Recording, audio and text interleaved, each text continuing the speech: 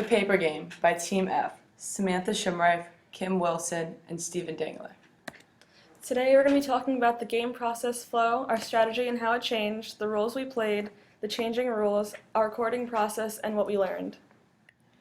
We started off in the beginning of the game with $10 and 6 pieces of paper in inventory. We then rolled a 6-sided die to see how much we could sell each piece of inventory for.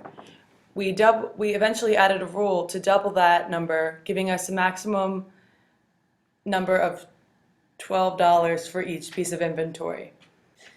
A new rule was then implemented to add a specialty product. We created a flower using 5 pieces of paper that we took directly from our inventory. After the selling portion of the process, we moved on to the purchasing portion. When buying, we used the 8-sided die to buy 1 sheet of paper, which included 6 pieces of inventory.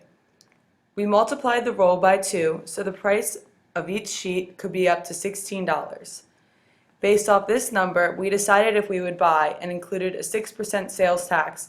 We then began a new round. So our strategy at the beginning of the game, we decided on buying low and selling high.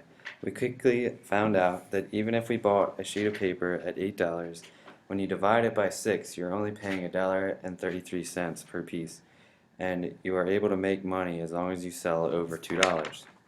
So we started to implement the strategy of always buying no matter the price and hold on to the inventory until the market was at its highest point, which was around $6, later which was $12 when we doubled it. During the game, Steve worked as books, similar to an accountant. He kept track of the journal entries and created T accounts to go along with our transactions. Sam was the runner, comparable to the frontline person, making sales and dealing with the customer. She would decide when it was time to sell and when it was time to buy, and actually made the transactions with the supplier and customer.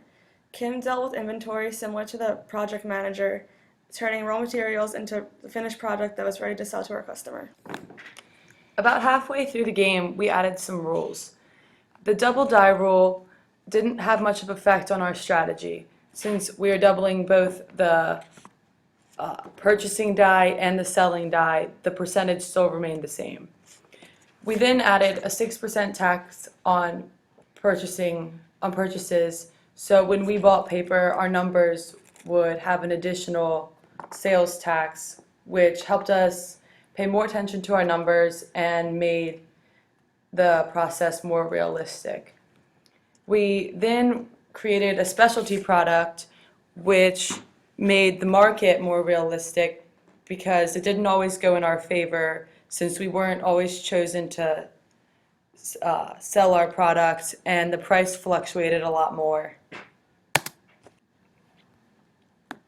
So our journal and our T accounts.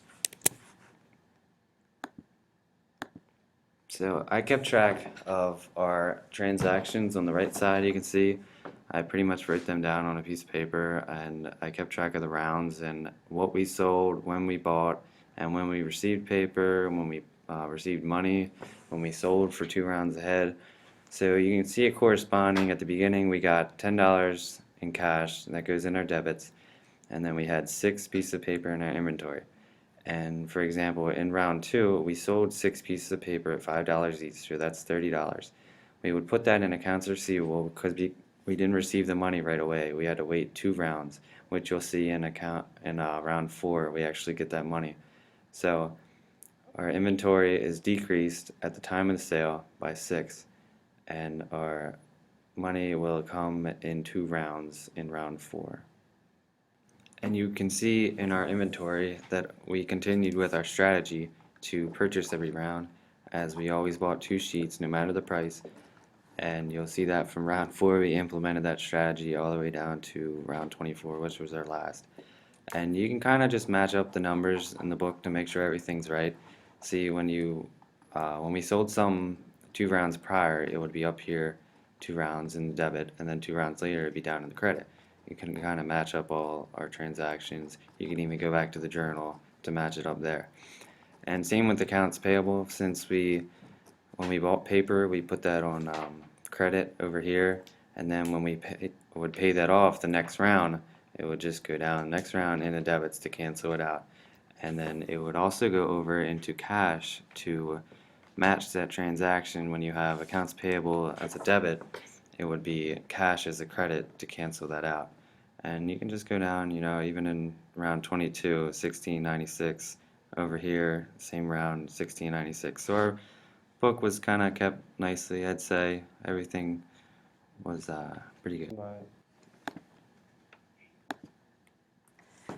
We learned a lot about the business flow and how to keep track of transactions during this process. We noticed that the price that we sold and bought at is out of our control. We can't always anticipate what's going to happen next. For example, we never know when the market will crash or the game will end.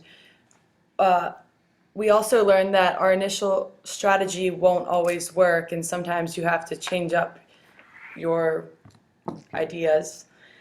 And using the specialty product, we learned a lot about competition between products. The paper game represents the flow of business, and it is used as a method for improving organizational efficiency and quality. Also, it helped us better understand T accounts and how business transactions work, and we saw how the accounting department works and what processes they go through. Thank you.